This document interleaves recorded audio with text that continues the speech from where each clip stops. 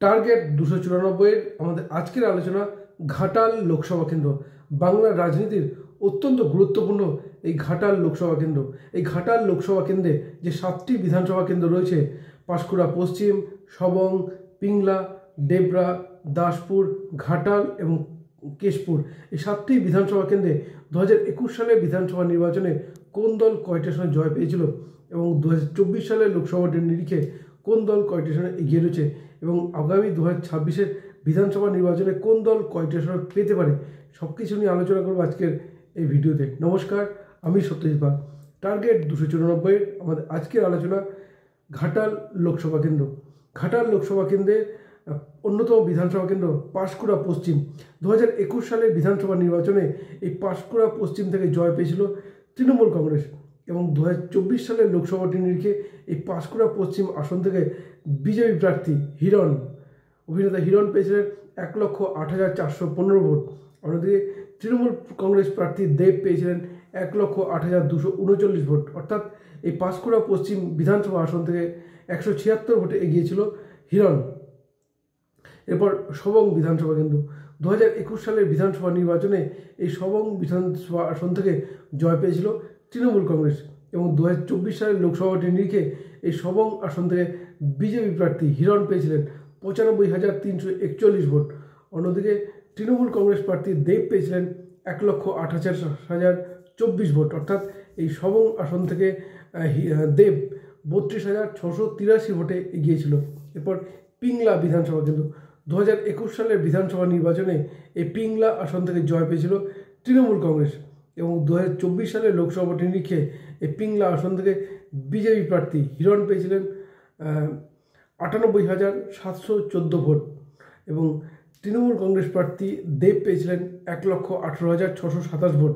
অর্থাৎ এই পিংলা আসন থেকে তৃণমূল প্রার্থী দেব 19,913 ভোটে এগিয়ে আছে। এরপর ডেবরা বিধানসভা কেন্দ্র। 2021 সালের বিধানসভা নির্বাচনে এই ডেবরা আসন থেকে জয় পেয়েছিল তৃণমূল কংগ্রেস এবং 2024 সালের লোকসভাটি নিরিখে বিজেপি প্রার্থী হিরণ এই ডেবরা আসন থেকে পেয়েছিলেন 88,793 ভোট। অন্যদিকে তৃণমূল কংগ্রেস প্রার্থী দেব পেয়েছিলেন 94,539 ভোট। অর্থাৎ এই ডেবরা আসন থেকে কিন্তু এগিয়ে রয়েছে দেব। এরপর দাসপুর বিধানসভা কেন্দ্র। 2021 সালের বিধানসভা নির্বাচনে এই দাসপুর আসন থেকে জয় পেয়েছিল তৃণমূল কংগ্রেস এবং এই দাসপুর আসন থেকে 2024 লোকসভাটি নিরিখে বিজেপি প্রার্থী হিরণ পেয়েছিলেন 97,179 ভোট। অন্যদিকে তৃণমূল কংগ্রেস প্রার্থী দেব পেয়েছিলেন 1,13,690 ভোট এবং বলা যেতে পারে এই দাসপুর বিধানসভা কেন্দ্র থেকে তৃণমূল কংগ্রেস 16,511 ভোটে এগিয়ে রয়েছে। এরপর ঘাটাল বিধানসভা কেন্দ্র। 2021 সালের বিধানসভা নির্বাচনে এই ঘাটাল বিধানসভা কেন্দ্র থেকে জয় পেয়েছিল বিজেপি এবং 2024 সালের লোকসভাটি নিরিখে বিজেপি প্রার্থী এই ঘাটাল আসন থেকে হিরণ পেয়েছিলেন 1,04,884 ভোট। অন্যদিকে দেব পেয়েছিলেন 1,09,289 ভোট। অর্থাৎ এই ঘাটাল বিধানসভা কেন্দ্র থেকে এগিয়ে রয়েছে দেব, 4,405 ভোটে এগিয়ে রয়েছে তৃণমূল প্রার্থী দেব। এরপর কেশপুর বিধানসভা কেন্দ্র।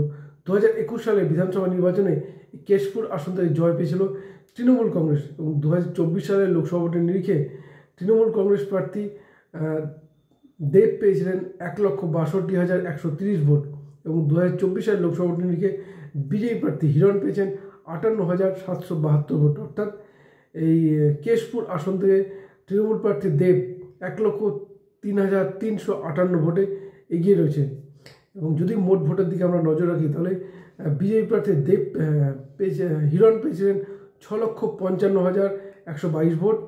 সিপিআই প্রার্থী পেয়েছিলেন 74,908 ভোট এবং দেব তৃণমূল কংগ্রেস প্রার্থী তিনি পেয়েছিলেন 8,37,990 ভোট। অর্থাৎ এই ঘাটাল লোকসভা কেন্দ্র থেকে তৃণমূল প্রার্থী দেব 1,82,868 ভোটে জয় পেয়েছিল।